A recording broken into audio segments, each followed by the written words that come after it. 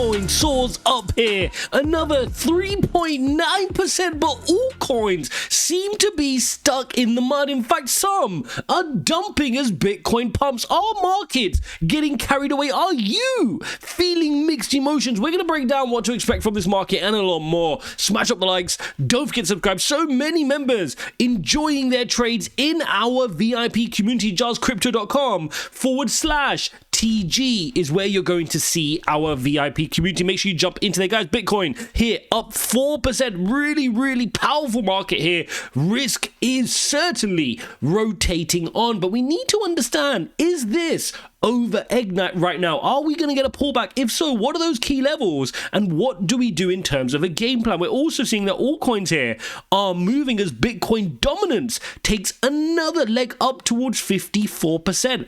How much further can Bitcoin dominance go?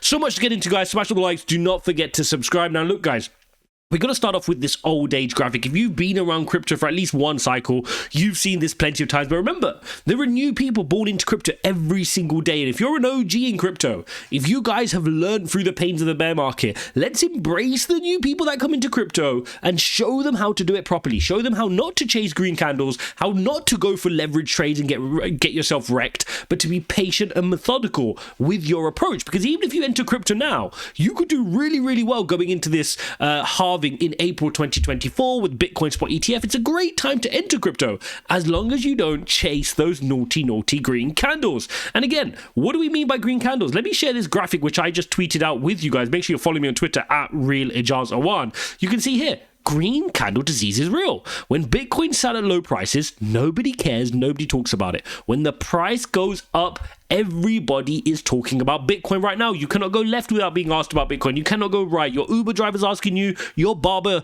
is asking you about crypto. Now is the time where people are talking about crypto. So the price does have that effect. But let's get back into this cycle. For those of you asking, why are all coins not moving? Why are all coins dumping? Patience, my friends. Patience. If you've studied every single cycle of the crypto markets, Bitcoin always flows first. You need to understand the dynamics of risk.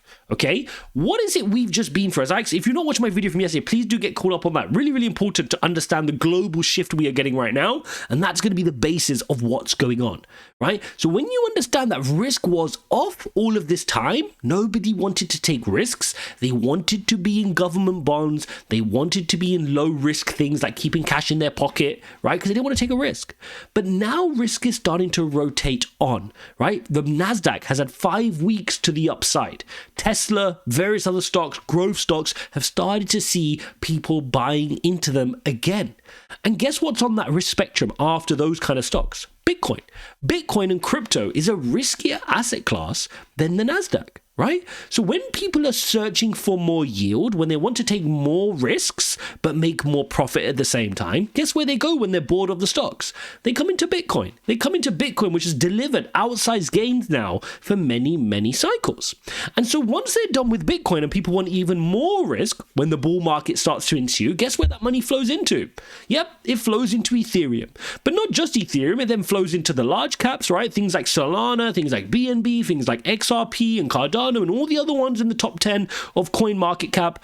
And then it flows down into your complete altcoin season, which is where all mid caps, small caps, meme coins, gaming tokens, NFT plays, and everything just goes crazy. And that's going to be your indicator that we're nearly in the final innings of that bull market. And that's where you should be looking to trim your profits and start thinking about the bear market when nobody's talking about the bear market, right? We've got to do the opposite of what the market's doing. When nobody was preparing for this bull market, we were stocking up. We were DCAing, we were getting our positions ready. We can continue to do that. But when this bull market ensues, we need to then start thinking about our exit points as well. If you want extra alpha in between my videos, if you want to be part of our community, IJazCrypto.com/TG is our Telegram community. I hope to see a bunch of you in there. Okay, so that's the flow of money. So hopefully you guys aren't confused. We're on this phase here. Bitcoin is doing its thing, and it's great. The better Bitcoin does and the more it it pumps to the upside and the kind of target that it sets, the better altcoins can do. The ceiling that Bitcoin pushes up and creates that room is what's going to be filled by Ethereum, large caps, and the alt season thereafter. And so when we jump on over to the alt season index, you can see we're starting to tick back into this Bitcoin season again, right? Momentarily here over the last couple of weeks, you saw a big move here on this index from 13, which is hugely let me just zoom this up here so you can see it above my head. It was down here, right? It was down here. Now it's pushed back up all the way to alt season, and then it's not to alt season, sorry, but 46 here in the middle, and now it's notching back down, okay? So we're nowhere near an altcoin season, which would be 75 or above. So still firmly in the middle here, heading back towards that Bitcoin season. Makes complete sense. Let me show this to you in another way. If I show you this on the weekly chart, this is the Bitcoin dominance indicator. And we've been tracking this for a very long time. You can see my drawings and annotations here. And in the previous cycle, we moved from these levels, right? 48% here. You saw how we jumped all the way up to 73% about 250 days before the 2020 halving. It then took a few more periods. So if I take this measured move and just show you this, it then took about another 238 days before Bitcoin dominance started dumping and we saw an altcoin season. Okay, so it's really important that we understand that there could still be room. And I shared this with you when we were in this channel here. I shared with you that I think we're going to break out from 47%, head towards 53, and then my target was 59, and now it's at 54, right? So far it's following. And my rationale on this was like, okay, maybe we won't do what we did last time, which is run all the way up to 71%, come down, go back up, and then fall, right? That's the pattern we had last time. Here, up, down, up, and then fall into altcoin season, right? Maybe we won't get that because Bitcoin's more of a mature market now, right? Altcoins have a life of their own, things like Ethereum and XRP, they're really strong communities now, much more than previous cycles. Each cycle, the market gets more and more mature.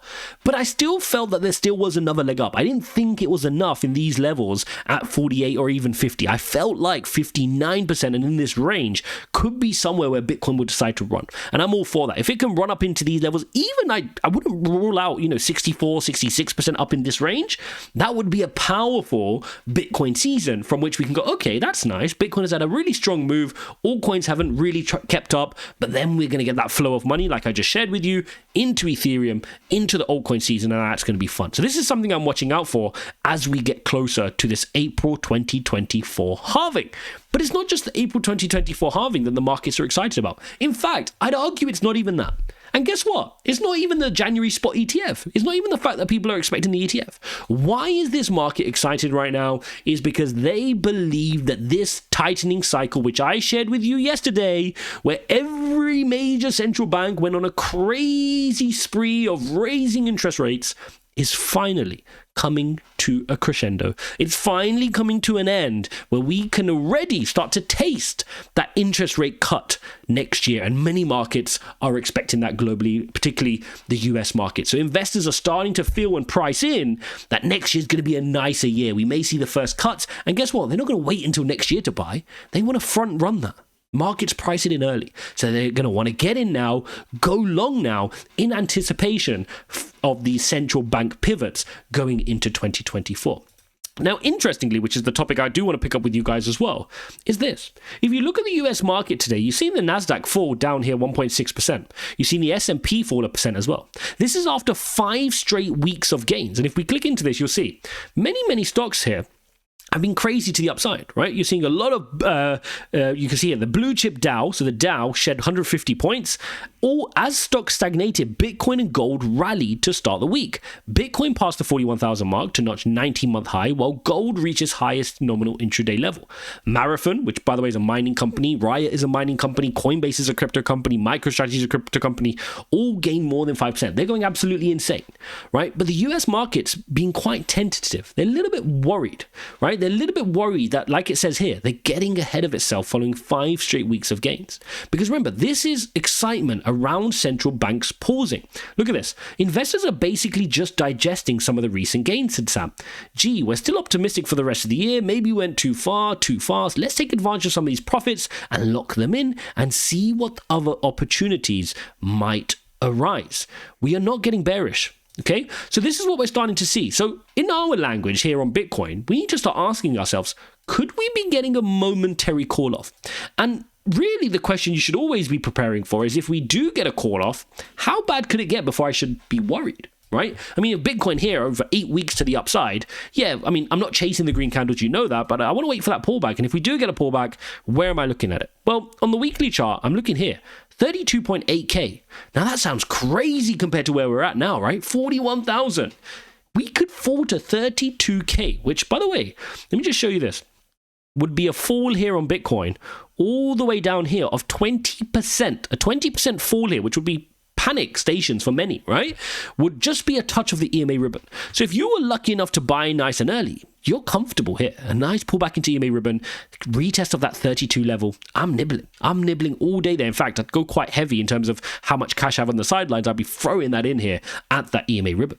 Now, that might not be realistic. And so we look at the daily chart and look at something more realistic. This move here to the upside is hugely unsustainable, right? I mean, yes, Bitcoin can be irrational and continue to move to the upside, but at some point, we will get a correction. And the funny thing about the nature of humans is when that correction comes, people who are FOMOing in right now will not have the wherewithal to buy. Suddenly, we're sitting here at the crazy price again, and everyone's queuing up for it like this picture suggests. And yet, I can almost predict, and you guys probably in your heart know, that at some point, Bitcoin's going to get a cooling off. We're going to see lower price points. It's going to correct a little bit. And yet many will still have the hesitancy to not pull the trigger. So you really got to kind of introspect in yourself and ask yourself, why will I not be able to do that? And that's a natural psychology of trading, right? It's a psychology of investing, but you've got to train that muscle over time. Because when this market falls, which it will, and maybe we'll come back down, let's say for argument's sake, we came into our EMA ribbon here, all the way down to 35. Lots of people are panicking. They're like, oh my God, guys, 35? This is going to fall to 25 again, and then 20. Crypto's over. I told you it's over. Oh, look, the spot ETF's not going to get approved. Oh no, panic. Oh no, Jerome Powell's going to do an interest rate hike. And the red comes into the market. The fear starts coming back into the market, right? This green 74 starts to crawl back into 60s and 50s. And guess what? That's where I'll be buying, because I don't need the green to tell me when to buy. Right? I'm waiting for those pullbacks. I'll be happy to buy. I want some scary news story to come out and say, this country banned Bitcoin, because that's going to give us a discount for me to buy again. Cool. So when I look at the pullback here on the daily, a pullback into the EMA ribbon at 37.8, or even better if it pulls all the way into its EMA ribbon at 35, those are the nicer juicy points for me to be buying. I'm certainly not buying extended here from the EMA ribbon. In terms of key levels that I'm looking out for, if we bring out some of the lines, you can see here naturally when we're breaking here from this pattern, you can see your natural horizontal resistances. There's a little bit here at 41.6, and then you're looking at 43, okay? If we want to look at it from a different perspective, you can see once we completed the breakout of this ascending triangle, which we monitored for weeks here, guys. I told you about this pattern a long ago, which is why it's worthwhile you guys being subscribed. You can see this move can even work its way up towards 45. Now, why is this not a surprise? I've said it time and time again. We fell so quickly. After Terra Luna, after FTX, after all that drama with Do Kwon and 3 Hours Capital and the rest of it, we collapsed all the way from a nice level here, a 46, 47 level here on Bitcoin. So it's not surprising that we're feeling this the upside, guys. I spoke about this months and months ago. It's not a surprise, right? The question is going to be, can we now get above this 45 level, hold it as support, and start the next chapter of Bitcoin's journey? What we do not want to see, let me get a nice thick highlighter for this to illustrate this point. What I don't want to see is this, right? We don't want that. What we want here on Bitcoin is to get to this level. Now we're neutral. Now we're back at the levels we were here in March 2022 when everything started to hit the fan, right? And that's going to be beautiful. But then we need to break the resistance. I want to see a retest. And then we start our journey, our redemption back to 69K and then onwards. So this 45 level is a very, very key level. Do not be surprised to see Bitcoin get rejected, spend a lot of time struggling around this level, giving a lot of volatility before we reclaim it back. That's going to be the challenging level. This bit here, not too complicated, right? 32 was complicated. We spoke about that in previous videos. That's supposed to be complicated. This bit here is not complicated. We fell quickly. We can rise quickly to that level. It's what happens once we get to this level. How much resistance are we going to face, and can we reclaim this level, retest, and head to the upside? Exciting times here for Bitcoin, but of course I know you guys, you'll be feeling mixed emotions. You're going to be asking yourself the questions, why are my altcoins not moving? You're going to be asking yourself, why did I not buy some more? When will that pullback come? What's going to happen? And hopefully I covered a lot of those topics here in this video for you. If you appreciate this type of content, smash up the likes. Do not forget to subscribe. Hopefully I see a bunch of you click the button, head into our Telegram community. It's in the description, guys. I want to see a bunch of you in there sharing alpha, looking at our trade patterns, looking at the TA we do, and much more. Thanks for watching, and I'll see you in the next one.